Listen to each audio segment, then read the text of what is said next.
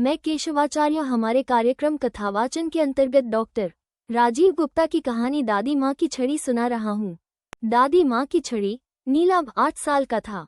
वो कक्षा 4 में पढ़ता था। एक दिन वो स्कूल से रोता हुआ घर आया। उसके शरीर पर खरोच के निशान भी थे। क्या हुआ? खेलते हुए गिर गए थे? दादी माँ ने उसके सिर पर प्यार से हाथ फेरते हुए पूछा। नहीं दादी माँ, संदीप ने मारा है, सुबकते हुए नीलाभ ने कहा। कौन संदीप? दादी माँ ने जानना चाहा। मेरी ही कक्षा में पढ़ता है, नीलाभ ने बताया। हाँ, ये ठीक कह रहा है। वो बड़ी मैम का लड़का है, इसलिए कोई उसे कुछ नहीं कहता। वो अक्सर दूसरे बच्चों से मारपीट करता रहता है।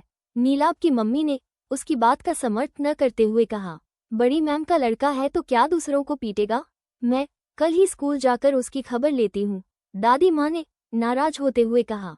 सब लोगों ने सोचा दादी माँ इस समय नाराज हैं, इसीलिए ऐसा कह रही हैं। पर अगले ही दिन दादी माँ स्कूल जाने के लिए तैयार हो गई। उन्होंने अपनी छड़ी उठाई और नीलाभ के साथ जा पहुंची उसके स्कूल। वो नीलाभ को लेकर अपनी छड़ी खटखटाती हुई सीधे बड़ी मैम के ऑफिस में घुस गई। यस मैडम, बड़ी मैम ने दोनों को देखते ही पूछा। संदीप आपका ही बेटा है? दादी माँ ने कुर्सी पर बैठते हुए पूछा। हाँ हाँ, क्यों? बड़ी मैम हतप्रभ थी। जब आप अपने बेटे को ही अनुशासन नहीं सिखा पा रही हैं तो दूसरे के बच्चों को कैसे सिखा पाओगी बेटी? दादी माँ ने बिना झिझके कहा। लेकिन हुआ क्या है मैडम? बड़ी मैम को कुछ समझ में नहीं आ रहा था। दादी माँ ने उन्हें सारी बात बताई। ओह सॉरी मैडम, मैं उसे डांटूंगी, बड़ी मैम ने बात समझते हुए कहा।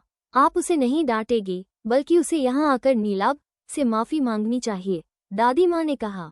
हाँ हाँ, आपकी बात ठीक है, बड़ी मैम ने कहा। फिर चपरासी भेजकर अपने बेटे संदीप को बुलवाया। दादी माँ के हाथों में छड़ी देखकर संदीप भी बहुत डर गया। उसने फटाफट नीलाभ से सॉरी बोलने में ही अपनी भलाई समझी।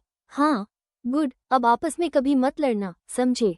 नहीं तो शैतान बच्चों की मैं इस छड़ी से बहुत पिटाई करती हूँ, दादी माँ ने हंसते हुए कहा। फिर संदीप को अपने पास से एक चॉकलेट निकाल कर दी।